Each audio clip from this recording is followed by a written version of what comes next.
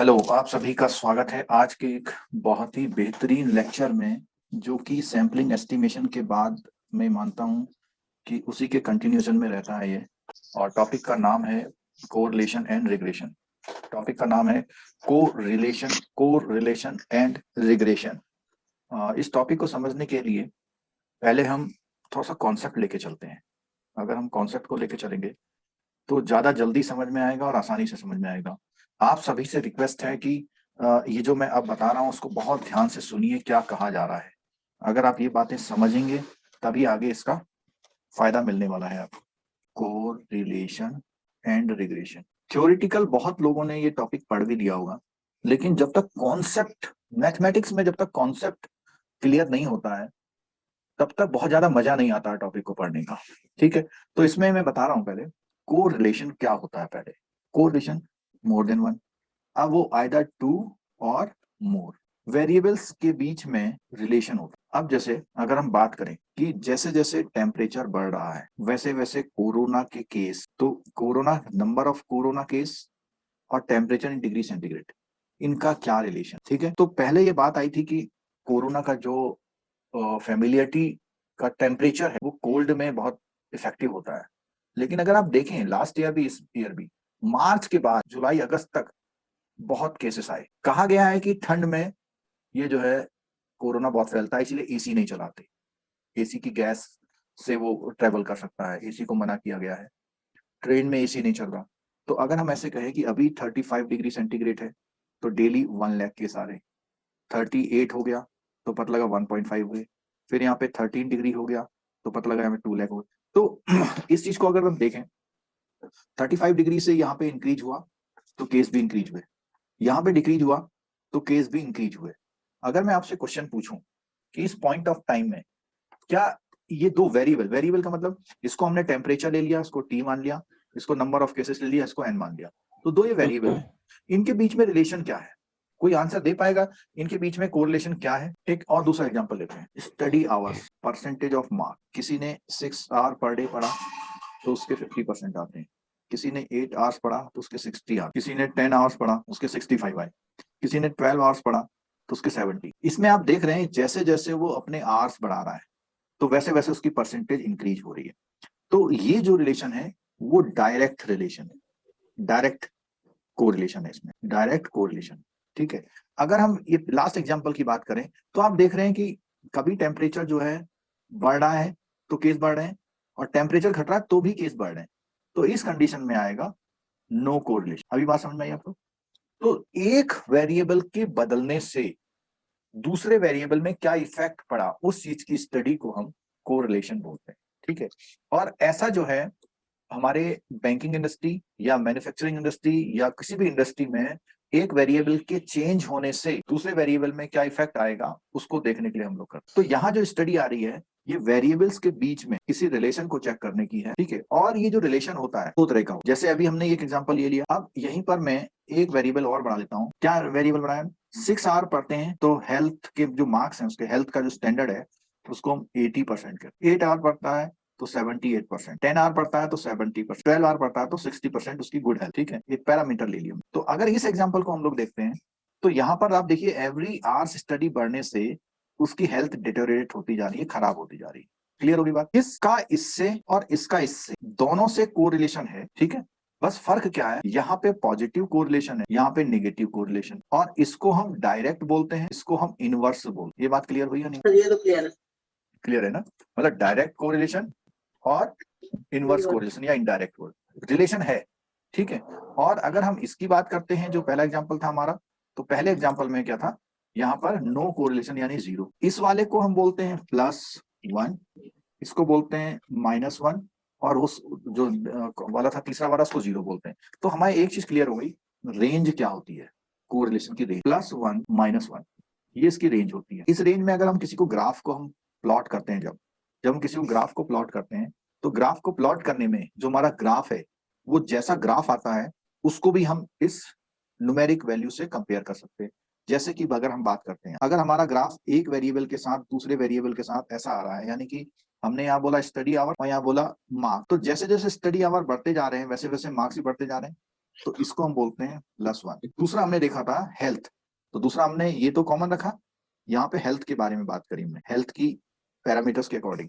तो हमने देखा कि जब वो कम आवर्स पढ़ रहा था तो उसकी हेल्थ इतनी अच्छी थी, तो जैसे उसने आवर्स पढ़ाया थोड़ी सी खराब हो गई, थोड़ी सी खराब हो गई, इसको हम बोलते हैं माइनस। ठीक है, अब तीसरा आता है कि कोई फर्क ही नहीं पड़ रहा, कि स्टडी आवर्स कितने भी बढ़ा ले या घटा ले, उसका जो मार्क्स का स्टैंडर्ड है उसमें कोई चेंज नहीं है। या हम ऐसे कह सकते हैं कि फादर वर्किंग आवर, इसका मतलब क्या है कि हमने उसकी स्टडी आवर्स से नहीं बोला, हमने कहा उसके पापा 6 आवर्स काम करते हैं तो कितनी परसेंट है, उसके पापा 10 आवर्स करते हैं तो कितनी परसेंट है। तो यहाँ पे उन्होंने कहा उसके पापा क्या काम करते हैं या कितना करते हैं उससे उसकी परसेंटेज फर्क नहीं पड़ा। ठीक है, उस केस को आप हटा दीजिए कि उसके पापा आके पढ़ाते हैं, वो हटा दीजिए। अगर 2% ले लिए जाए, दोनों पर्सन अपने बच्चे को बिल्कुल नहीं पढ़ाते, तो उन दोनों के वर्किंग से उसकी परसेंटेज में कोई फर्क नहीं पड़ता। तो ऐसी चीजों में आ गया। तो यहाँ पर एक चीज आई कि जो कोरिलेशन कोफिशिएंट है उसकी रेंज -1 से +1 या +1 से -1 रहती है, और जो +1 वाला होता है उसको डायरेक्ट बोलते हैं, इसको इनवर्स बोलते हैं, इसको पॉजिटिव बोलते हैं, इसको नेगेटिव बोलते हैं। ये सारी चीजें आपकी बुक में भी डिफाइन है, अभी हम बात, तो यहाँ इतनी बात आ गई। अब कोरिलेशन को नापने के लिए कोरिलेशन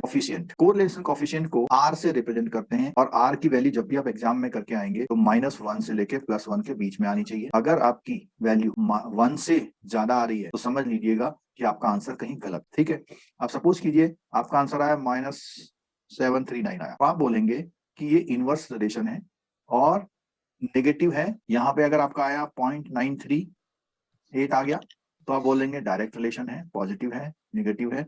और अगर आपका आया 0.0002 आ गया तो ऑलमोस्ट आप बोल देंगे कि इनके बीच में कोई रिलेशन नहीं है। ठीक है, अब हम चलते हैं थ्योरी की तरफ, कि थ्योरी में ये कैसे समझाया गया। तो इसमें बुक के अकॉर्डिंग जो है उसमें कुछ सैंपल लिए, उनसे स्टडी करी, और उन्होंने कहा कि गुड एजुकेशन और सक्सेस इन लाइफ का उन्होंने ग्राफ निकाल लिया उन्होंने। ठीक है, इसी तरह जब गुड एजुकेशन और सक्सेस इन लाइफ का ग्राफ उन्होंने निकाला तो उसके बेस पे कुछ स्टडी करी। We would also like to see if we can predict, यहाँ वर्ड आ गया एक प्रिडिक्ट, जो सैम्पलिंग होती है, सैम्पलिंग के साथ हमने एक टॉपिक किया था जिसका नाम था एस्टिमेशन। अब उसी सैम्पलिंग से नेक्स्ट प्रेडिक्शन आ गया, the annual income of a person if we know how many years of education. तो सक्सेस इन लाइफ को हमने यहाँ पे कंपेयर किया उसकी एनुअल इनकम से, तो जितना वो ज्यादा पढ़ेगा हो सकता है वो उतना ज्यादा। तो अगर हम प्रेडिक्ट कर लेंगे तो उसे रिग्रेशन बोलते हैं। तो अब मैं आपको ये समझाता हूं कि रिग्रेशन क्या होता है, कि बेस्ड ऑन दिस कोरिलेशन जो सैंपल से हम प्रेडिक्शन करते हैं उसी को हम रिग्रेशन बोलते हैं। प्रेडिक्शन का स्टैटिस्टिकल्स जो वर्ड है, टेक्निकल वर्ड है, उसका नाम है रिग्रेशन। ठीक है, जो लोग यूट्यूब में देख रहे हैं उनको साउंड वगैरह ओके आ रही है, कोई प्रॉब्लम है तो आप टाइप करके लिख दीजिएगा। रिग्रेशन को समझने के लिए कुछ मैथमेटिकल फॉर्मूला यूज किए जाते हैं, वो आज हम इस क्वेश्चन को इसको करने की कोशिश करेंगे। और ये जो रिग्रेशन लाइन होती है, ये y is equal to a plus B X का जो लीनियर फॉर्मूला होता है उससे ट्रेस आउट होती है। जो लाइन होती है y is equal to a plus B X से होती है। ठीक, चलिए चलते हैं फिर थोड़ा टेक्स्ट की तरफ हमारा। The situation where more than 2 variable अगर आ जाए तो उसको हम लोग मल्टीपल कोरिलेशन और रिग्रेशन बोलते हैं। ठीक है, तो हमने बोला कि x के साथ y का कंपेयर, ये तो है कोरिलेशन एंड रिग्रेशन, और x का y और z के साथ, तो ये आएगा मल्टीपल कोरिलेशन या रिग्रेशन। ठीक है, लेकिन हमारा जो चैप्टर है 2 वेरिएबल तक ही है यहाँ पर। ठीक है, अच्छा, अब एक वर्ड आ गया, what is scatter diagram. Scatter diagram में क्या होता है कि जो दो वैल्यूज हैं, दो वैल्यूज की जो टेबल हमको मिली हुई है ऐसे करके, एक तरफ तो उसमें एग्जाम का स्कोर है और एक जीपीए स्कोर है। इन वैल्यूज को अगर हम ग्राफ में प्लॉट करते हैं, मान लिया 1 2 3 12 ये वैल्यूज थी, 12 वैल्यूज हमारी 1 2 3 4 12 वैल्यूज दे रखी है। इन 12 वैल्यूज को यहाँ पे डिफाइन किया। कैसे डिफाइन किया कि अगर किसी का एग्जाम स्कोर ऑलमोस्ट 6 है तो उसका सीजीपीए यहाँ पे 7 के आसपास है। अगर उसका, थोड़ा कलर चेंज कर लेते हैं तो अच्छा दिखे, ये पॉइंट है ये। अब उसने 7 to 8 एग्जाम स्कोर आया तो उसका सीजीपीए 10 आ गया। यहाँ पर इतना 11 के आसपास है तो उसका इतना आया। लेकिन आप देखिए 10 में ज्यादा है, और 10 में ही दो केस हैं, 10 में ही 15 भी है, 20 है, 21 भी है। तो ये जो पॉइंट आ रहे हैं ऊपर नीचे, कोई जरूरी नहीं कि आपका ग्राफ बिल्कुल ऐसे आ जाए। आपका ग्राफ थोड़ा सा ऊपर नीचे हो सकता है, जिसको अगर वो ऊपर नीचे है, ऊपर नीचे होने को ही हम लोग वर्ड यूज करते हैं स्कैटर्ड, मतलब फैला हुआ, बिखरा हुआ है। ठीक है, लेकिन हमने जो आपको आंसर बताए थे, ग्राफ बताए थे, उसमें तो स्ट्रेट लाइन बताई थी। तो ये जो स्कैटर डायग्राम है, इस डायग्राम को मैथमेटिकली या ग्राफिकली एक लाइन पे लाया जाता है। कॉमन जो जिससे अधिकतर जो पॉइंट्स हैं हमारे उनकी डिस्टेंस एवरेज रहे। जैसे अगर इस फिगर की बात करें तो अगर मैं ऐसे लाइन खींच देता हूँ ये वाली, तो ऐसा मान सकते हैं कि ये पूरे स्कैटर डायग्राम को ये लाइन रिप्रेजेंट कर रही है। तो इसका इंक्लिनेशन यानी झुकाव आपको पता लग गया। अब यहाँ पर बात आती है ऐसे, तो यहाँ पर आया ऐसा, यहाँ पे तो एक लाइन आप ले ही नहीं सकते। तो जब कई बार क्या होता है, तो इसमें देखना यहाँ पे जरा, you see that as one variable increases the other decreases which indicate inverse. तो हमने बताया था कि ये तो इनवर्स हो गया। अब we can not infer anything about the variables. अब यहाँ पर क्या है, इस फिगर की बात कर रहे हैं, अगर हम इस फिगर की बात करते हैं तो कुछ भी आप कह नहीं सकते, इन्फर नहीं कर सकते, अनुमान लगा सकते। For figure 2 we see that relationship is inverse in the beginning but becomes direct. तो क्या हो रहा, पहले झुक रही है फिर उठ जा रही है। We can imagine a line drawn across the point. तो वहां पे ये जो लाइनें जो मैंने अभी आपको बताई थी, एक लाइन यहाँ खींच रखी है, एक लाइन ऐसे खींच रखी है। तो ये तीन तरह के हमारे जो है रिलेशंस हो गए। ठीक है, यहाँ पर हम लोग लीनियर, यहाँ तो हमारा लीनियर ट्रेंड है, या हमारा कर्वी लीनियर है। क्या है, कर्वी लीनियर, यानी कर्व का जैसा लाइने वाला है। तो ये तीन तरह की बातें होती हैं। और एक होता है कुछ डिसाइड ही नहीं कर पा रहे। अगर मैं किसी ऐसे ग्राफ को ले लूं, आपका ग्राफ ऐसे आ जाए, पॉइंट जो स्कैटर डायग्राम ऐसा आ जाए, तो ऐसे में आप देखेंगे आप कोई लाइन नहीं ले पा रहे। तो ऐसी स्टडी के लिए कोरिलेशन वाला पॉइंट उठता ही नहीं है कि कोई रिलेशन है ही नहीं दो चीजों के बीच में। तो जब तक कोरिलेशन नहीं है तब तक हम उसकी स्टडी आगे नहीं करते। अगर कोरिलेशन है तभी हम उसकी स्टडी को करते हैं। और स्टडी जो सैंपल बेस्ड होती है, मुझे आप लोग आंसर दीजिए कि सैंपल बेस्ड स्टडी से हम लोग लास्ट में क्या रिजल्ट निकालते हैं? स्टैंडर्ड एरर से स्टैंडर्ड एरर नहीं, इसमें हम स्टैंडर्ड एरर नहीं निकालते। Relation अगर to हम various एस्टिमेशन पे जाते हैं how तो हम स्टैंडर्ड एरर निकालते far they are related to each other. Relation, sir. हैं। हाँ, तो इसको हम बोल सकते हैं हम कोरिलेशन निकाल कि इनके बीच में क्या कोरिलेशन है। और ये जो कोरिलेशन निकलता है उससे हम, मेरा जो क्वेश्चन था, हम लोग क्या करते हैं, प्रेडिक्ट करते हैं। इन लिंकेज से हम लोग प्रेडिक्ट करते हैं कि ये जो पुराना डेटा दिया हुआ था उसके अकॉर्डिंग अगर मैं आपसे पूछूं कि यहाँ पे आंसर बताओ कि अगर मैं इतने घंटे स्टडी करता हूँ तो मेरे मार्क्स कितने आते हैं। तो जो आपकी लाइन आएगी यहाँ पर, सपोज कीजिए ऐसी लाइन आ गई, तो अगर मैं ग्राफिकल इसको यहाँ तक टच कर लूं तो मेरा आंसर निकल के आ, यानी ये जो लाइन है, इस लाइन के डिफरेंट पॉइंट्स पर आप टच कर दीजिए। तो जहां पर भी आप टच कर रहे हैं और अगर आप वाई एक्सेस से मिला रहे हैं तो ये आपके आंसर्स आ रहे हैं। और इसी को हम प्रेडिक्शन बोल रहे हैं। यानी कि हमें कोई ऐसी फिगर का आंसर निकालना है जो अभी तक नहीं है हमारे पास। ठीक है, जिसका आंसर नहीं है, क्योंकि पास डेटा हो सकता है आपने 6 आवर पे निकाला हो, पास डेटा में आपने जो स्टडी करी हो वो 6 आवर्स पे निकाली हो, 8 पे निकाली हो, 10 पे निकाली हो, और आपसे पूछा जाए 7 पे बताइए, तो 7 पे आप, ये 7 पॉइंट आ गया, तो 7 पे आप ऐसे ड्रॉ करेंगे स्केल से और यहाँ कर लेंगे तो आप अपना आंसर ये दे सकते हैं। ठीक है, वो अलग बात है कि हमारा प्रेडिक्शन एक्यूरेट होगा या नियर टू नियर होगा।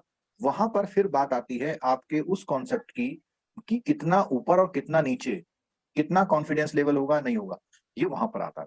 ठीक है, तो इसमें अगर हम बात करें, एक ये डेटा दिए हुए थे, इसमें ये पॉइंट आ गया, ये भी डेटा दिए थे, इसमें ये पॉइंट है। ये जो लाइंस है हमारी, ये लाइन हमारी बताती हैं कि क्या इनके बीच में रिलेशन है। अब कोरिलेशन निकालने का जो मैथमेटिकल फॉर्मूला है वो आपके स्क्रीन पर है, आपकी बुक में भी आप देख सकते हैं उसमें।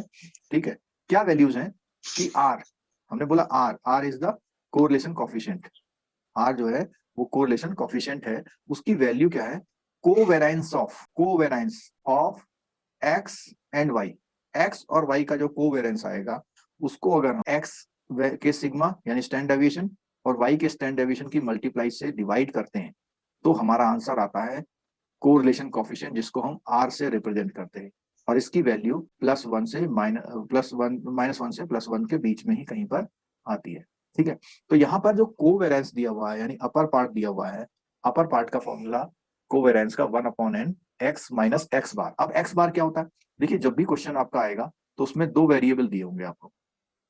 तो जो एक्स बार है वो एक्स बार का मतलब है कि एक्स बार का मतलब है जो एक्स की सारी वैल्यूज को ऐड कर लीजिए और ऐड करके जितने रिकॉर्ड हैं यानी सिग्मा ऑफ एक्स को डिवाइड कर दीजिए एन से। अगर 20 रिकॉर्ड है तो 20 से डिवाइड कर, ठीक है, तो इस तरह से डिवाइड आप कर दीजिए सिग्मा वाई अपॉन एन। तो यहां से आपका वैल्यूज निकल के आ जाएंगी। ठीक है, यहां बता रखा देखो कि सिग्मा जो सॉरी एक्स बार है वो मीन है, एक रिकॉर्ड का मीन, वाई बार दूसरे रिकॉर्ड का मीन है। ठीक है, और यहां पर फॉर्मूला दे रखा है देखिए सिग्मा एक्स का। तो जब हम लोग स्टडी कर रहे थे तो उसमें आपको ध्यान होगा, हमने स्टडी करी थी कि जो वेरिएंस होता है, वेरिएंस कैसे निकलता है। यहाँ मैं थोड़ा सा एग्जांपल के तौर पे बता रहा हूँ आपको कि पहले कॉलम में हम लोग उस वैल्यू को लिखते थे जो कि x है मान लिया, और दूसरे में आता था x माइनस एक्स बार, और तीसरे में आता था x माइनस एक्स बार का स्क्वायर, और यहाँ पर उसका सम आता था sigma x minus x bar का स्क्वायर। ठीक है, अब ये वाली जो कंपैरिजन है वो ये है, ये जो कंपैरिजन है वो ये है। क्या है इस चीज में देखिएगा, सिग्मा एक्स, सिग्मा एक्स से मतलब है कि एक्स वेरिएबल का स्टैंडर्ड डेविएशन, और वो कैसे निकलता है मैंने सामने एग्जांपल बता दिया। यही काम आपने वाई के लिए करना है, तो उससे आपका जो फॉर्मूले का जो लोअर पार्ट है, जो फॉर्मूले का लोअर पार्ट है वो निकल आएगा उनकी मल्टीप्लाई करके। ठीक है, एग्जाम्पल के तौर पे हम जब क्वेश्चन पे आते हैं तो क्वेश्चन में ये दिया हुआ सामने, इसमें सिंपल से फॉर्म में क्वेश्चन दिया हुआ है। इस क्वेश्चन को समझने की कोशिश कीजिए कि इसमें एक्सपोर्ट और इंपोर्ट के डेटाज दिए हुए, एक्सपोर्ट और इंपोर्ट के डेटा दिए हुए हैं। एक्सपोर्ट में अगर 42 रॉ मटेरियल एक्सपोर्ट करते हैं तो हमारा इंपोर्ट कितना होता है। तो बहुत अच्छी सिंपल सी बात है कि जितना रॉ मटेरियल होगा उसी के अकॉर्डिंग हमारा इंपोर्ट में फर्क पड़ सकता है। ठीक है, तो उन्होंने ये जो है हिस्टोरिकल डेटा है, पास डेटा है, यानी डेटा अवेलेबल है हमारे पास इतना, इस डेटा से हमको जो फॉर्मूला हमने बताया था उस फॉर्मूले के अकॉर्डिंग आर निकालना है। और ये जो फॉर्मूला है, इस फॉर्मूले में दो पार्ट हैं, एक अपर पार्ट और एक लोअर पार्ट। जो अपर पार्ट है, अपर पार्ट को बोलते हैं हम लोग कोवेरिएंस ऑफ एक्स और वाई, और नीचे बोलते हैं sigma X into sigma Y. तो जब हम इसको निकालेंगे तो इसका जो फॉर्मूले हैं, फॉर्मूले इसमें कई सारे दिए हुए हैं, कई तरीके से ये निकाला जाता है। आप कोई भी बुक रेफर करेंगे अगर उसमें कोरिलेशन कोफिशिएंट किसी और तरीके से निकाला हुआ है, अगर वो अप्रूव्ड है तो उनके आंसर ऑलमोस्ट इक्वल आते हैं। और वो स्टैटिस्टिकल मैथ में होता है ना, एक फॉर्मूले को चेंज कर करके दूसरा फॉर्मूला, तीसरा फॉर्मूला, चौथा फॉर्मूला बनाते हैं, तो वो मैनिपुलेशंस कर करके नए नए तरीके के फॉर्मूले उन्होंने निकाल रखे हैं। इसमें जो आपका बुक में है, बुक में आप देखिए क्या दिया हुआ है यहाँ पे। अगर हम इस क्वेश्चन को करने के बाद देखो, नीचे वाले फॉर्मूले में तो कोई चेंज नहीं है, जो नीचे वाला फॉर्मूला है सेम उसी तरह से है। तो इस फॉर्मूले को जरा आप देखिए, इस वाले फॉर्मूले एन है सिग्मा एक्स वाई, तो सिग्मा एक्स वाई कहाँ पर दिया हुआ देखिए, ये जो 28469 है, यहाँ देखिए ये है। तो अगर मैं इस वाली चीज को फॉर्मूले में कन्वर्ट करना चाहूं तो फॉर्मूले में कन्वर्ट करता हूं तो R इज इक्वल टू, ये जो वैल्यू है 8469 कहां से आई है, सिग्मा ऑफ एक्स वाई से आई है, और इसको डिवाइड किया हुआ 7 यानी कि n से, माइनस ये क्या है, जो 64 है वो है एक्स बार, यानी एक्स बार इंटू ये जो है वाई बार है, वाई बार अपॉन, फिर नीचे दिया हुआ है 3194, यानी sigma of x square upon क्या इसके एन है, माइनस एक्स बार का स्क्वायर है, और ये पूरी चीज अंडर रूट में है। ऐसे ही नेक्स्ट पॉइंट में आते हैं, सिग्मा ऑफ वाई स्क्वायर है अपॉन एन है, माइनस वाई बार का स्क्वायर है। तो ये फॉर्मूला आप अपनी कॉपी में कहीं नोट कर लीजिए, और इस फॉर्मूले को अगर हम ऊपर वाले फॉर्मूले से कंपेयर करना चाहें तो हम दिखा देते हैं आपको ये फॉर्मूला, वो फॉर्मूला कैसे बना। मैं एक काम करता हूं कि इधर भी एन स्क्वायर से डिवाइड करता हूं और अपॉन में भी एन स्क्वायर से डिवाइड करता हूं, सुन लीजिएगा जरा। तो ये बनेगा R is equal to N sigma x Y upon N square minus sigma X sigma Y upon N square upon under root N sigma x square minus sigma x square upon N. यहाँ पे बहुत लोगों को confusion हो सकता है, इसलिए थोड़ा सा अलर्ट हो जाए। देखिए ये जो डिवाइड एन स्क्वायर है, तो ये डिवाइड एन स्क्वायर को मैंने ब्रेक कर लिया, एक इसके नीचे एन दे दिया और एक इसके नीचे एन दे दिया। ठीक है, एक इसके नीचे एन दे दिया और एक इसके नीचे एन दे दिया। चैट बॉक्स में ओके कर दीजिए कि हाँ इतना समझ में आ गया। अब ये फॉर्मूला थोड़ा सा कैसे मैनिपुलेट हुआ है इस पे बात करते हैं। देखिए एन से तो ये स्क्वायर चेंज हो गया, ठीक है, तो यहां पर अगर हम इक्वल टू की बात करेंगे तो हो जाएगा sigma x Y upon N minus sigma X upon N into sigma Y upon N. ठीक है, अब आपको कोई भी इसमें डाउट नजर नहीं आ रहा होगा, क्योंकि ये तो एज सच बिल्कुल सेम दिया हुआ है। देखिए sigma x Y upon N दिया हुआ है, यहाँ एक्स बार वाई बार क्यों दिए हुए हैं, उसका रीजन ये है कि this indicate this is x bar और this indicate this is y bar, यानी मीन है। नीचे फॉर्मूले की बात करें तो sigma x square upon N minus x bar का स्क्वायर, तो वहां पे ये जो एन है इसको समझ लीजिएगा, एक ब्रैकेट बता दूंगा, दूसरा आप खुद करके देखिएगा कि ये जो एन है, अगर हम इस नीचे वाले एन को पूरे रूट के अंदर ले जाएंगे तो it will become what, N square, और ये हो जाएगा N sigma x square minus sigma x square. ठीक है, अब इसको थोड़ा सा नीचे में इसको और ब्रैकेट में सॉल्व कर रहा हूं, तो यहां पे आएगा sigma x square upon N minus sigma x square upon N square. It means ये जो इक्वल हुआ ये हो जाएगा हमारा इसकी जगह हम लोग क्या लिख देंगे, एक्स बार का स्क्वायर कर देंगे minus sigma x square upon N. तो देखिए वही फॉर्मूला बन गया। ये यहाँ ध्यान रखने ना, ये अंदर है, जो ब्रैकेट है ये अंदर है। ये बात समझ में आ रही है कुछ? Yes sir. चलो, फॉर्मूला समझाने के लिए 2-3 मेरे टिप्स याद रखिए। एक तो तरीका ये है कि ये जो फॉर्मूला है इसको लर्न कर लीजिए। एक तरीका तो सिंपल ये है, क्योंकि you are not going to write any exam paper of descriptive examination, कि आपको फॉर्मूला याद करना है। मेन फॉर्मूला दूसरी बात यही है मैंने ना बताई, अगर ये फॉर्मूला कैसे बना है ये याद रखना है, तो आपको इस वीडियो का जो ये स्क्रीन है यहां से ये कैसे आया ये सब मैंने बताया। ठीक है, दोनों चीजें मैंने क्लियर कर दी कि ये फॉर्मूला कैसे बना है। Sir, I have a doubt, sir. हाँ बोलिए। N square by n square you are given in first thing, sir. In the numerator you have written as it is n square by n square, but in the denominator it has become n into n. अभी अब जो आप numerator में double किया तो n to the power of 4 हो जाएगा ना सर? चलो बताता हूँ, बढ़िया क्वेश्चन था और एक कॉमन डाउट वाला क्वेश्चन। मैथमेटिकली अगर किसी इक्वेशन में प्लस या माइनस का सिंबल होता है तो जो चीज डिवाइड करते हैं, जैसे मैं सिंपल यहाँ बताता हूँ, a minus B divided by n लिखा मैं, तो आई कैन राइट दिस।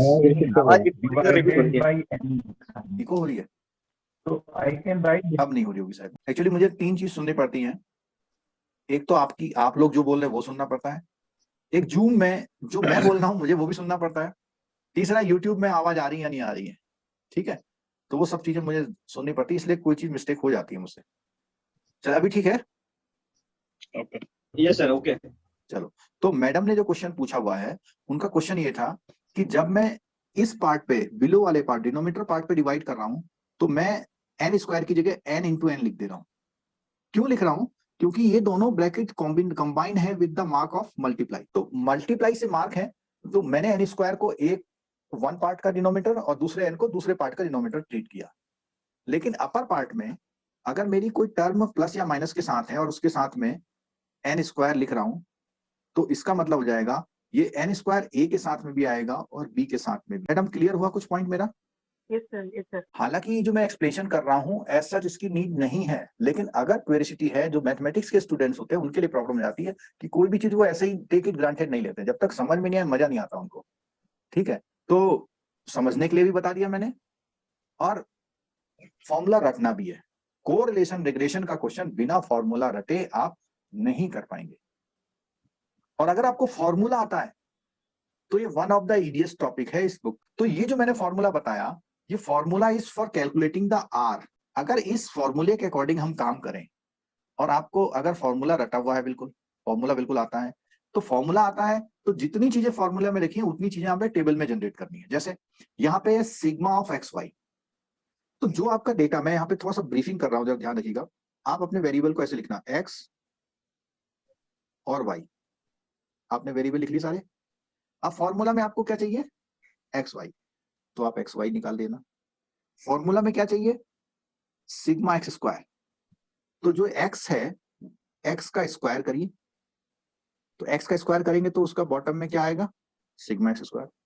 फिर आपको सिग्मा वाई स्क्वायर चाहिए, तो आप वाई का स्क्वायर करिए, वो सिग्मा वाई स्क्वायर आ जाएगा। एक्स वाई का जो मल्टीप्लाई था उससे आपको सिग्मा एक्स वाई आ जाएगा। एक्स का जो सम था उससे आपका एक्स बार आ जाएगा। वाई का जो सम था उससे आपका वाई बार आ जाएगा। ये पॉइंट्स क्लियर हुए सबको? Yes sir. Yes sir, yes. Yes sir, हो गए। मैं एक्स फिर बार वाई आपको बता रहा हूँ एक्स बार कि वाई अगर आपने फॉर्मूला याद किया हुआ है तो जो यहाँ लिखा हुआ है, जितनी चीजें फॉर्मूला, जितनी टर्मिनोलॉजी फॉर्मूले में यूज हुई है, वही उन्हीं का टेबल क्रिएट करना है आपको। देखो, सबसे पहले टर्मिनोलॉजी आपको चाहिए एक्स वाई, तो एक्स वाई जो है एक्स इंटू वाई है, एक्स और वाई का मल्टीप्लाई करिए, उसका सम कर लीजिए। ठीक, यहां क्वेश्चन में ये एक्स वाई कहां दे रखा है, लास्ट में दे रखा है, दिख रहा है आपको? आपके सीक्वेंस से कोई फर्क नहीं पड़ने वाला। फिर हमने एक्स स्क्वायर यहां लिया हुआ है, उन्होंने यहां लिया हुआ है, वाई स्क्वायर लिया हुआ है। अच्छा, सिग्मा एक्स का यूज जो है वो यहां पर कर रखा है, दिख रहा है? सिग्मा वाई का यूज यहां किया हुआ है। ठीक, इसके आगे जो कैलकुलेटिव पार्ट में हम नहीं जाएंगे, हम कॉन्सेप्चुअलिटी पे जाएंगे, क्योंकि कैलकुलेटिव पार्ट तो आपका अपना अपना रहेगा ना। तो यहां देखिए कि आर का एक वैल्यू आ गया, और जो आर का वैल्यू आया है वो 0.8383 आया। तो हमने आपको बताया था कि आपका जो आंसर है -1 to +1 अगर नहीं आ रहा है तो बिल्कुल श्योर है कि आपने कोई मिस्टेक कर। और ये जो -1 से 1 के बीच में है, तो -1 में बोला परफेक्ट है, लेकिन कैसी है, इनवर्स है। जैसे जैसे 1 की तरफ को जाएगा, अब क्योंकि माइनस है तो माइनस को हम बोल देंगे इनवर्स है। ठीक, और अगर वैल्यू R1 है तो हम बोलेंगे परफेक्ट तो है, लेकिन कैसी, इनवर्स की जगह डायरेक्ट। ठीक, और अगर 0 है तो बोलेंगे कोई भी उसके बीच में लीनियर रिलेशनशिप नहीं है। ये वन क्वेश्चन जो है आपके एग्जाम में इतने 3 पॉइंट से पूछता है, वो भले ही लैंग्वेज को कैसा यूज करे, लेकिन वो पूछ यही रहा आपसे। ठीक, चलो, अब इसमें एक ही क्वेश्चन सामने दिया हुआ है, तो इस क्वेश्चन को मैं थोड़ा सा करने की कोशिश करता हूं, और आपको वहां तो आपको निकालना है, कोरिलेशन कोएफिशिएंट निकालना है। ठीक है, तो जस्ट फॉर रिवीजन इस क्वेश्चन को करेंगे कैसे ये बताता हूं। जब भी आप इस क्वेश्चन को करेंगे तो आपने पहले टेबल बनानी है आप। तो टेबल में ये एक्स है, ये वाई है। नेक्स्ट ये करेंगे, बोलिए, यहां क्या निकालेंगे, एक्स वाई। ठीक है, अगर आपने इतना काम किया तभी आपको बेनिफिट होगा उसमें। तो अब फॉर्मूला को देखते हैं, sigma x Y upon N minus x bar y bar upon. ठीक है, अब इनका यूज होगा सिग्मा एक्स स्क्वायर और वाई स्क्वायर का। जो डिनोमिनेटर है, डिनोमिनेटर में एक पार्ट जो है एक्स के लिए रिजर्व है और दूसरा पार्ट वाई के लिए, और ये जो है सिग्मा एक्स और ये है सिग्मा वाई। ठीक है, तो sigma x square upon n, sigma x square upon N minus x bar का स्क्वायर का अंडर रूट। दूसरा है sigma y square upon N minus y bar का स्क्वायर। यही है ना? Yes sir. हाँ, ये जो क्वेश्चन है इसको सॉल्व करके आप सब लोग ग्रुप में डालेंगे। ठीक है, और कोई किसी की नकल भी मार लेता तो भी मुझे फर्क नहीं पड़ता, क्योंकि नकल मारेंगे तो भी शायद कुछ करेंगे, और बेटर तो ये है कि खुद बैठ के आप कर लीजिए इस क्वेश्चन को। ठीक है, और इसके लिए मैं आपको क्या प्रोवाइड करूंगा, एक एक्सेल सीट प्रोवाइड करूंगा। वो एक्सेल सीट आपको आपके उस क्वेश्चन की करेक्टनेस को चेक करा सकती है। तो वो मैं आपको थोड़ा सा यहाँ दिखा देता हूँ। अभी मैं स्क्रीन शेयर करता हूँ। ये दोनों क्वेश्चन करनी है सर, 1 नंबर 2 हाँ, नंबर। क्वेश्चन 2 भी हैं, आगे भी हैं अभी, और इनके सॉल्यूशंस हमने प्रोवाइड कर दिए हैं उसमें। किसमें? जो आपको सीट दी थी ना, पीडीएफ शेयर करिए ना आपके मोबाइल एप्लीकेशन में, मोबाइल ऐप में जिन्होंने कोर्स परचेज किया हुआ उसके उसमें लाइव क्लास में दिखा रखा है। याद आ रहा, नहीं आ रहा कुछ? यस सर, आ रहा है। आपको स्क्रीन शेयर हो रही, देखिए ये जो स्क्रीन है, इस स्क्रीन में यहाँ जो वैल्यू डालेंगे आप, यहाँ जो वैल्यू डालेंगे एक्सेल में, तो वो सारी चीज आपको कैलकुलेट करके दिखा देगा। अब आप देखिए इस स्क्रीन में, थोड़ा सा बड़ा कर देता हूँ जरा, अभी विजिबिलिटी आ गई सही? दिख रहा है सर। तो ये देखिए वही वैल्यूज है, sigma X sigma Y sigma x square sigma x Y Y square sigma x Y. वो वैल्यू जब रखेंगे तो जो ये कोवेरिएंस ऑफ एक्स वाई है ये अपर पार्ट है, और ये वाला पार्ट लोअर पार्ट है। जो 33 रो है वो लोअर पार्ट है और 32 अपर पार्ट है। जब इन दोनों को डिवाइड करेंगे तो ये आपका आंसर आएगा। लेकिन एक बार आप उससे जरूर करिएगा, किससे? अपना पेन कॉपी से जरूर यूज करिएगा और फोटो डाल दीजिएगा। कोशिश करिएगा एक बड़े पेज पे करिएगा और एक फोटो डालिएगा अपने नाम का, उसमें ऊपर लिख करके, ऊपर नाम लिख दीजिएगा, नंबर जो असाइनमेंट शीट में सबसे टॉप में अपना नाम लिख दीजिएगा। ठीक है, क्लियर हो गया? चलो, अब एक पॉइंट निकल के आता है रिग्रेशन। तो सर, पहले एक तो मैंने रिग्रेशन आपको बताइए बताया था, हैं? एक बार वापस बताए ना, मेरा नेटवर्क नहीं था सर।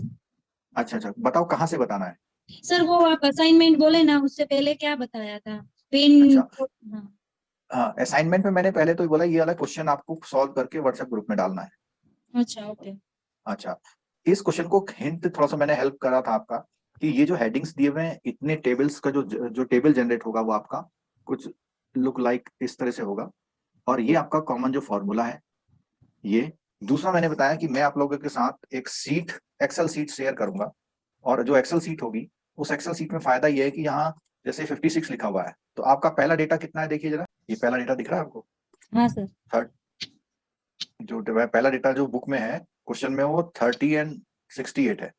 तो अगर हम इसमें वो वैल्यू डालेंगे 30 एंड 68, तो मैं पहले वाले में इसमें 30 एंड 68, तो जैसे ही मैं देखो वैल्यू डाल रहा हूं तो सारी वैल्यू चेंज कर दे रहा है, ठीक है। लेकिन ये सीट उन्हीं के लिए बेनिफिटेड होगी जो लोग पहले क्वेश्चन को खुद करेंगे और क्रॉस चेक करने के लिए यूज करेंगे, तो ही बेनिफिट होगा। इसमें जो है आपके जितने भी क्वेश्चंस दिए हुए हैं ना, आप यहाँ पे देख पा रहे हैं नीचे 170-1 170-2 लिखा हुआ दिख रहा है आपको नीचे सीट में? अच्छा, अभी स्क्रीन शेयर कर देते हैं पहले रुको। आप देखिए नीचे सीट की नेम लिखे हुए हैं, देख रहे 171, 172, 173, 4, 5, 6, 7, ये आपके क्वेश्चंस हैं बुक के, ओके। ठीक है। लेकिन जब तक आप मैनुअल नहीं करेंगे तब तक मेरी मेहनत और आपकी मेहनत का कोई फायदा नहीं है, आप समझ लीजिएगा पहले। तो अभी हम क्या निकालने की बात कर रहे हैं जरा मुझे बताइए। तो हमने ये जो फॉर्मूला निकल रहा है इससे क्या निकल रहा है? इससे निकल रहा है आर। आर को बोलते हैं कोफिशिएंट ऑफ कोरिलेशन या कोरिलेशन कोफिशिएंट बोलते हैं, ठीक है। अब नेक्स्ट पॉइंट आता है रिग्रेशन। रिग्रेशन मैंने बताया था, regression is used to predict based on available record की स्टडी करके ही हम रिग्रेशन यूज करते हैं, और रिग्रेशन का यूज प्रेडिक्शन के लिए करते हैं। तो इसने बोला once we get an idea of kind of strength of the relationship between two variables, जिसको हम correlation बोल रहे हैं, from the scatter diagram, the value of correlation coefficient, we try to draw a line which best represent the points. अब best represent the points से मतलब क्या है कि अगर हम ये डेटा बना रहे हैं, आपने ये कर दिया, तो इसमें मैं 3 कलर की लाइन खींचूंगा, 1 लाइन, एक व्हाइट ले लेते हैं और एक इसमें हम क्रीम कलर की ले लेते हैं, ठीक है। 1 नंबर, 2 नंबर, 3 नंबर। तो आपके अकॉर्डिंग इसमें कौन सा लाइन बेस्ट सूट करता है बताइए? 2 नंबर। 2 नंबर, इसी को हम बोलते हैं बेस्ट सूट करने वाली लाइन। और यही लाइन हमको बता रही है कि जो हमारा पूरा डेटा है वो डेटा पूरा इस लाइन के आसपास रिप्रेजेंट कर रहा है। और ये जो लाइन है इसको हम रिग्रेशन लाइन बोलेंगे। और रिग्रेशन लाइन का मैथमेटिकल फॉर्मूला है y = a + bx, है या नहीं है? अब इसको थोड़ा y + bx को मैं समझा दूं आपको क्या है। मैथमेटिकल थोड़ा सा होगा, लेकिन बहुत जो आर्ट्स के भी स्टूडेंट्स हैं उनके लिए बहुत इजी होगा ये जो मैं समझा रहा हूं आपको।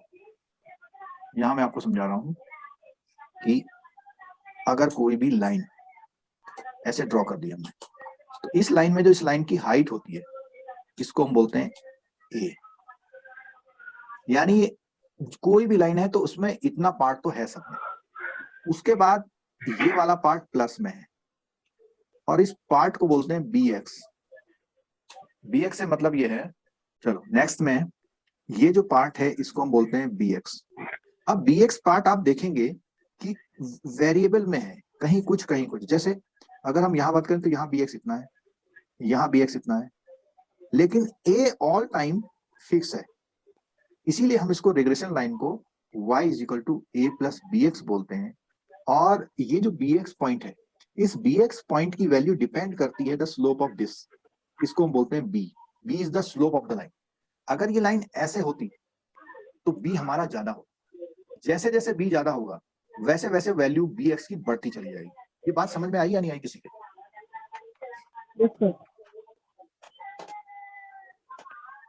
ठीक है। तो रिग्रेशन वाला ये पॉइंट जो है, अगर हम इस लाइन को लेते हैं इस वाली को, तो ये हमारा पॉइंट इतना, ये हमारा क्या हो जाएगा ए, और किसी पॉइंट मान लिया हमें यहाँ पे वैल्यू निकालनी है, तो ये तो हमारा हो गया ए और ये हमारा हो गया बी एक्स, ठीक है, ये हमारा हो गया ए और ये हमारा हो गया बी एक्स। क्लियर होगी बात?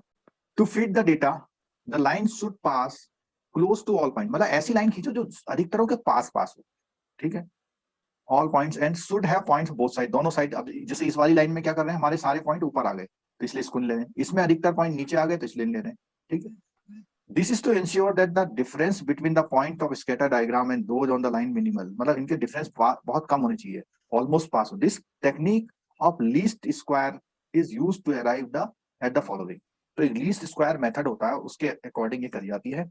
The equation of the line used to predict value of y, देखो आ गया नहीं y, तो प्रिडिक्शन ऑफ y।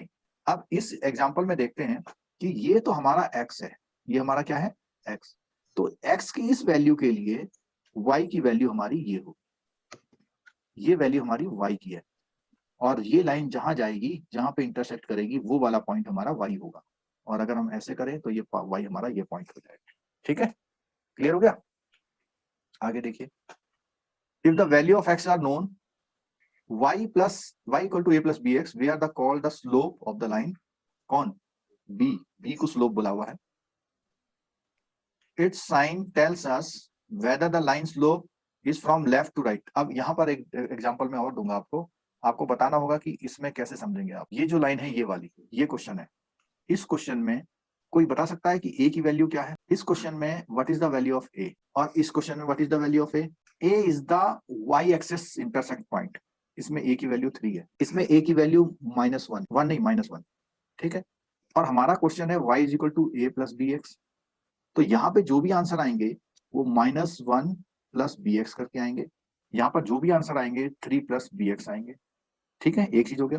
दूसरा पॉइंट, यहाँ पर ये जो b है, ये b नेगेटिव हो रहा है, तो b नेगेटिव होने का मतलब डाउन स्लोप है इसमें, तो डाउन स्लोप होगा तो 3 यहाँ पे -bx बन जाएगा, और -bx का मतलब अगर इसकी वैल्यू 2 है, सपोज करिए इसकी जो b की वैल्यू सपोज करिए 2 है, और हम x के लिए कोई वैल्यू निकालें, तो x के लिए यहाँ निकालने की कोशिश करते हैं, x की वैल्यू क्या है यहाँ पे 1, तो यहाँ पे रखते हैं, देखिए 2 × 1, तो ये वैल्यू कितनी आ रही है 1, तो ये वैल्यू जो होगी वो इसके इक्वल होगी।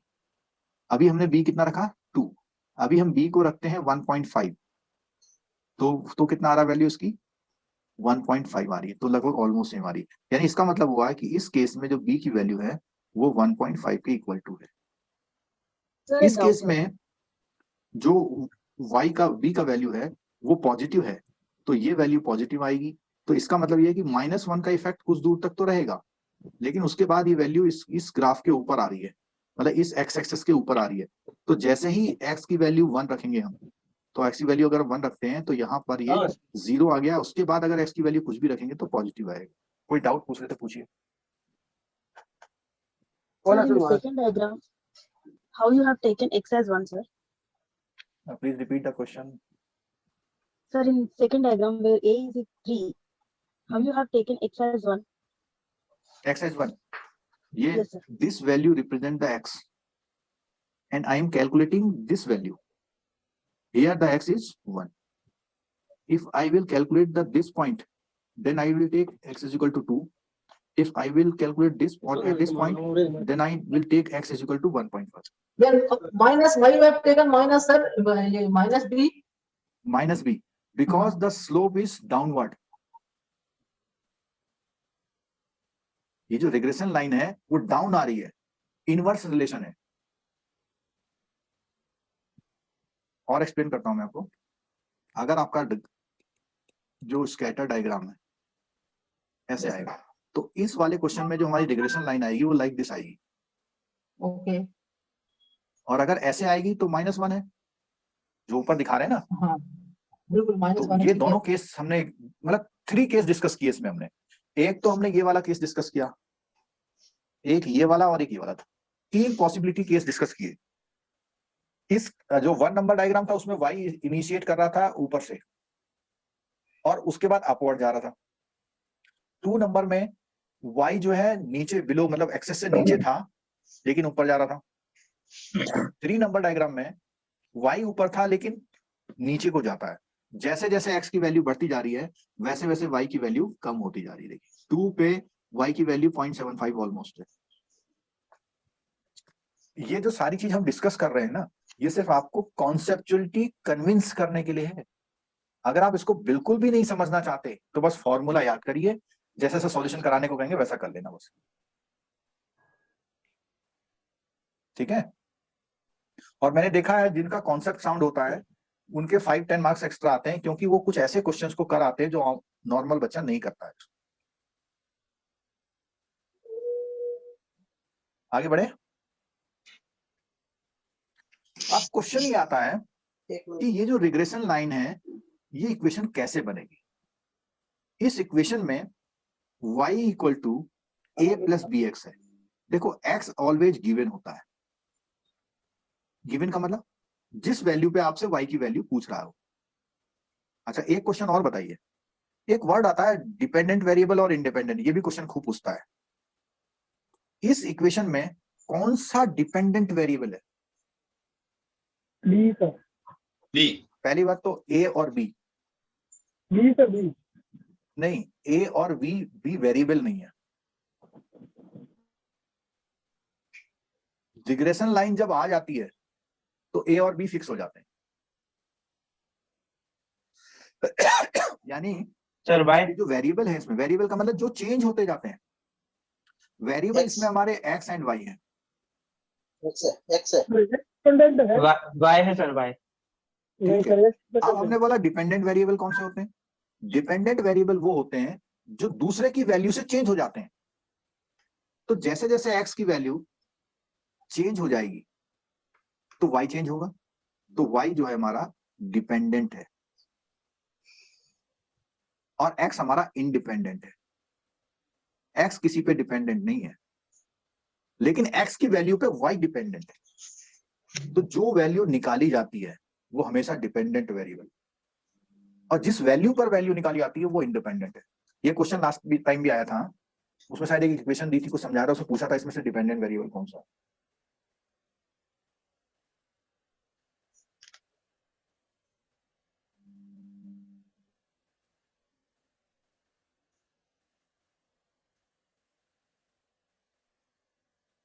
बोलिए, समझ में आई बात या नहीं आई? चलो अब देखो, हमें पता लग गया कि हमें y निकालना है। x गिवन है, a और b कहां से आएंगे? a और b के दो फॉर्मूले हैं। टोटल मिला के इस एक्सरसाइज में देयर आर 3 फॉर्मूलाज। एक तो है r का, एक है a का, एक है b का। r का फॉर्मूला जो पीछे निकाला था वो केवल रिलेशन निकालने के लिए होता है, इसका यूज आगे नहीं होता है, ठीक है। a और b का यूज होता है हमारा y वाली इक्वेशन में वैल्यू रख के y की वैल्यू निकालने के लिए। और a और b के फॉर्मूले आपकी स्क्रीन पे सामने लिखे हुए हैं, ये दिख रहे?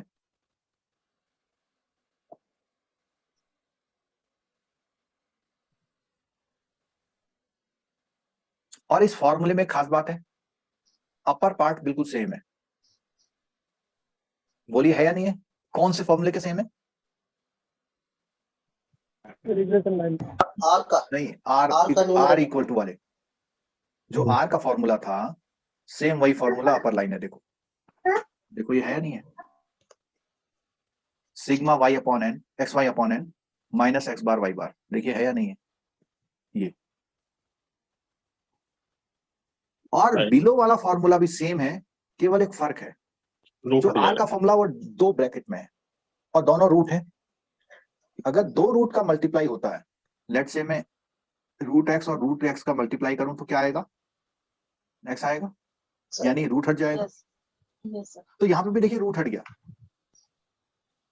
बस फर्क ये है, वहां रूट एक्स और रूट वाई था, यानी 2 डिफरेंट थे आर के फॉर्मूले में, यहां पे दोनों सेम ले लिए।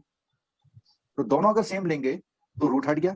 तो आप यहां देखेंगे ये जो फॉर्मूला है वहां पर फॉर्मूला 2 रूट में था, रूट इंटू रूट था, एक एक्स के लिए था, एक वाई के लिए था। तो यहाँ पे एक तरह से ये ट्रीट कर लीजिए कि दोनों ही अगर एक्स के लिए हो जाते तो ऐसा फॉर्मूला बन जाता। तो यानी जो पहला वाला पार्ट है फॉर्मूले का पहला पार्ट देखिए क्या है, देखिए sigma x square upon N minus x bar square, यहाँ फॉर्मूला अपना देख लीजिए, सिग्मा एक्स स्क्वायर अपॉन, ये ध्यान रखिएगा कि this an pertains to this section only, this an pertains to this section only. और यहां पर एक खास बात और है कि अपॉन में स्टैंडर्ड डेविएशन ऑफ एक्स का निकाल के स्क्वायर किया, वहां पे standard deviation of x and standard deviation of y निकाला था। तो ये फॉर्मूला अगर याद है आपको तो आपकी कौन सी वैल्यू निकल जाएगी, बी निकल जाएगा। ये बी की वैल्यू इस फॉर्मूले में रखेंगे आप तो क्या निकल जाएगा, ए। चलो एक काम करते हैं, अभी स्क्रीन पे दोनों फॉर्मूले लिखने की कोशिश करते हैं। पहला फॉर्मूला है b, sigma x Y upon N minus x bar into y bar upon sigma x square upon N minus x bar का। बोलिए ये है या नहीं फॉर्मूला,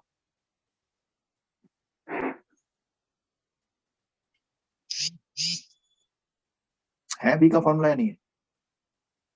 सर, यस सर, है। Yes, sir. अगर ये बी का फॉर्मूला है तो आप लोग जरा इस स्क्रीन को कांस्टेंट रखते हुए सारी वैल्यूज यहां दी हुई है, देखो ये सिग्मा एक्स स्क्वायर की वैल्यू दी हुई है, ठीक है, और इधर एक्स बार की वैल्यू दी हुई है। ये 31940 क्या था हमारा, सिग्मा एक्स वाई, यहाँ पे गड़बड़ है, सिग्मा एक्स वाई है। आप लोग बुक को टैली करते रहना।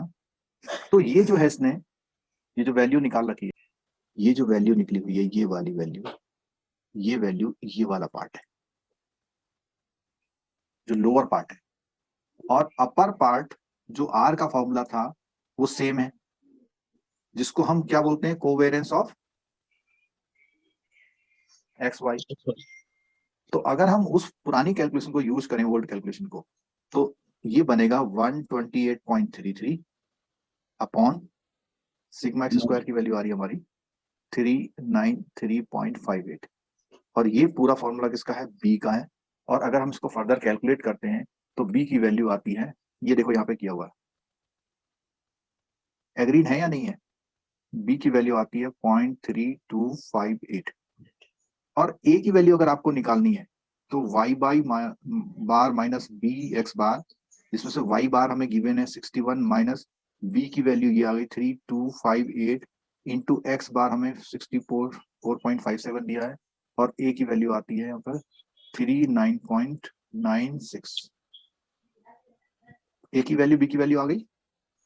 अगर आपकी ए और बी की वैल्यू आ गई है तो आपका इक्वेशन जो बना है वो ये बना है,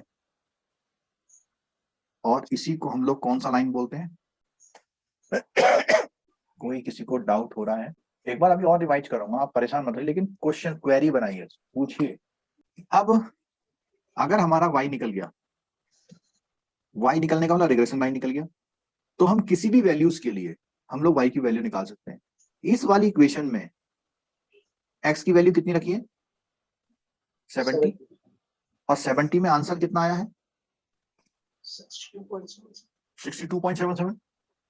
तो यहाँ पे रख के देखते हैं हम जरा, ये हमारा जो क्वेश्चन सॉल्व किया था ये था, तो 70 में वैल्यू 62.77 आई है। अगर हम इस इक्वेशन में 70 की वैल्यू यहाँ रखते हैं तो 70 की वैल्यू 66 के बाद आएगी ना, तो आप देखिए लगभग ऑलमोस्ट ठीक आ रही है। अच्छा, इस इक्वेशन में आप जरा 50 की वैल्यू निकाल दीजिए, चलिए ये जो इक्वेशन थी 60 की वैल्यू निकाल दिए, जो बिल्कुल नहीं समझे मेरे साथ कर सकते हैं, y is equal to 39.96 1.629 plus 39.96 16.29 कितनी आ रही है? 56 point नहीं, ऐसा क्यों हो रहा है, सर 16.29 है सर, क्यों? it's not 1.629, it's 16.29 अच्छा, मल्टीप्लिकेशन में मिस्टेक कर दी है? multiplication, हाँ अच्छा, ओके ओके, 56.29 16.29 है, ठीक है। to तो कितना बताया 56.25. आपने? 56.25. 5 sir. 56.25 है ना? 25. हाँ. अब मैं इसको कंपेयर कराता हूँ। Yes sir 56.25। अब आप देखिए कि 50 पे वैल्यू हमारी 56 आ रही है, 55 पे 58 आ रही है, ठीक है, और 44 पे 59 आ रही है। अच्छा, अब यहाँ पे देखिएगा कि यहाँ 44 पे 59 आ रही है, जबकि हमें ये लग रहा है गलत है। तो ऐसा क्यों होता है? क्योंकि जो हमारा स्कैटर डायग्राम है उसमें से कुछ डेटा ऊपर नीचे हो सकता है, लेकिन आपको एक टेंटेटिव आइडिया दे दिया इसने कि 50 की वैल्यू अगर हम x लेंगे तो हमारा y इतना आएगा।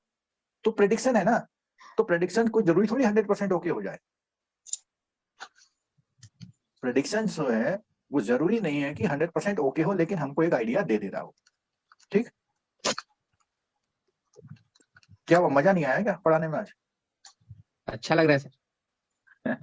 देखो, ये आपकी नॉर्मल बैंकिंग से हट के टॉपिक है, और अगर आपको YouTube में आप सर्च करके देख लीजिए, इस चैप्टर को इतनी बारीकी से किसी ने नहीं पढ़ा रखा। हमें भी पढ़ने के लिए खुद समझना पड़ा, हमें भी कोई YouTube से हेल्प नहीं मिली इस टॉपिक में। ठीक है सर और एक बार कंपैरिजन बताइए ना, कैसे कंपेयर हाँ, किया कंपैरिजन आप? बताता हूँ। देखो, यहाँ जो वैल्यू है, ये जो रिग्रेशन लाइन होती है, ये हमें किसी भी वैल्यू को निकालने में हेल्प करती है। तो हमने बोला अगर if the value of x we will take 50, x को अगर हम 50 लेते हैं, ठीक है, तो क्वेश्चन हमारा था मैम का कि कंपैरिजन बताना था। ये जो लाइन है किसी भी वैल्यूज, किसी भी x वैल्यूज पर y की वैल्यू को कैलकुलेट कर लेगी, और y को कैलकुलेट अगर करेगी तो हम कंपैरिजन करना। तो हमने यहाँ पे y की वैल्यू को, जो x की वैल्यू ली है वो 50 ले ली, तो उससे y की वैल्यू आई 56.51 आई, वो 25 आई। तो जो हमारा टेबल था जिससे हमारा पूरा ये रिग्रेशन लाइन बना है, जिन डेटा से, जिन पास डेटा से, तो वो डेटा ये है। तो 50 जब हम वैल्यू लेते हैं तो हमारी वैल्यू आती है 56.25, और ओरिजिनल जो डेटा है उसके अकॉर्डिंग 55 पे वैल्यू थी 58, 66 पे 58 थी। तो जो 50 है उस पे वैल्यू इससे कम होनी चाहिए ऑलमोस्ट, तो इसीलिए यहाँ वैल्यू क्या आई है, 56 आई है। अब कहीं कहीं पर ये हमारा डेटा गड़बड़ कर रहा है। कहाँ कहाँ कर रहा है देखो, एक तो इसमें गड़बड़ कर रहा है, क्योंकि आप कह रहे हैं 50 पे 56 आ रहा है, लेकिन डेटा कह रहा है 42 पे 56 आ रहा है, ऐसे ही 44 पे 59 आ रहा है, दोनों डेटा गलत हो रहे हैं। थर्ड डेटा की बात करें, वो भी गलत हो रहा है। क्यों गलत हो रहा है? 50 पे डेटा आपका आ रहा है 56, और ओरिजिनल डेटा 58 पे 53 है। लेकिन जो अदर डेटा है, जैसे जैसे इंक्रीज होते जा रहे हैं वैसे वैसे इनकी वैल्यू भी इंक्रीज कर रहे हैं, 66 से 58 आ गया। तो इसका मतलब ये हुआ, ये जो डेटा है अगर इसका हम ग्राफ बनाएं, इस डेटा का ग्राफ बनाते हैं तो वो कुछ इस तरह से है। 42 पे 56 है, 44 पे 59 है, 58 पे 53 आ गया है, 55 पे 58 आ गया है यहाँ पे कहीं, और 89 पे 65 आ गया है, यहाँ आ गया। तो ये जो डेटा इस तरह आ रहा, तो आपकी जो लाइन ये आ गई। तो ये जो दो डेटा है, ये शुरू वाले दो डेटा, वो उससे थोड़ा ज्यादा डिफरेंस। और ये जो हमारा रिग्रेशन है वो हमारा प्रेडिक्शन है, वो जरूरी नहीं कि बिल्कुल ठीक हो, लेकिन आपके पास डेटा से जो कह रहा है वो आपको मानना पड़ेगा। अगर यहाँ पे एक्सपोर्ट इंपोर्ट का था, आपसे बोला जाएगा कि अगर 70 आप एक्सपोर्ट कर रहे हैं रॉ मटेरियल, तो आंसर कह रहा है 62, तो आप इतना ही मानते हुए अपनी जो प्रोडक्शन का जो रेडीनेस है, आपको बॉक्सेस बनाने हैं, आपको लाइसेंस लेना है, आपको टैक्स ड्यूटी देनी है, वो इसके अकॉर्डिंग देंगे आप। ठीक है, क्लियर होगी ना ये बात? अभी इस टॉपिक पर और बातें भी हमारी होती रहेगी, क्योंकि इसके बाद जो टाइम सीरीज आएगी फिर यही डिस्कस होगा दोबारा। तो ये जो sampling, estimation, correlation, time series, ये चारों टॉपिक आपस में काफी कुछ रिलेट करते हैं और सीक्वेंशियल टॉपिक हैं। और ये 4 टॉपिक अगर आप अच्छी तरह से करते हैं तो 15 to 18 मार्क्स आपको यहां से मिल सकते हैं इन 4 टॉपिक्स, अगर क्वेश्चन पेपर ज्यादा उल्टा पुल्टा ना बनाए पेपर वाला तो। ठीक, अब आपके लिए असाइनमेंट क्या है कि जितने क्वेश्चन इस बुक में दिए हैं करने की कोशिश कीजिए, जो वैल्यूज दी हुई हैं उनसे करिए। और यहाँ पे क्वेश्चन दिया हुआ है कि ये वैल्यू 35 के लिए निकालिए, तो आप क्या करेंगे, इसकी जगह कितना रख देंगे, 35। दूसरा पूछा 90 के लिए निकालिए, तो आप इसकी जगह कितना रख देंगे, 90। हमने जो क्वेश्चन किया था 70 और 50 के लिए किया, और एस्टिमेट करना है y को when x is given this. ठीक, इसके बाद हम जो नेक्स्ट क्लास होगी उसमें स्टैंडर्ड एरर को कंसीडर करेंगे। अभी जो आपका आंसर आ रहा है वो पॉइंट आंसर आ रहा है, पॉइंट एस्टिमेट आ रहा है। जैसे सैम्पलिंग में एस्टिमेशन में किया था ना कि आपका जो आंसर आ रहा है, अभी आपका आंसर कितना आ रहा है इसमें 56 आ रहा है। 56 से वो कितना माइनस और कितना प्लस हो सकता है उस चीज का कंसीडरेशन हम स्टैंडर्ड एरर में करेंगे। ठीक है, तो नेक्स्ट क्लास में हम लोग इस पे बात करेंगे। चलिए ठीक है, थैंक यू।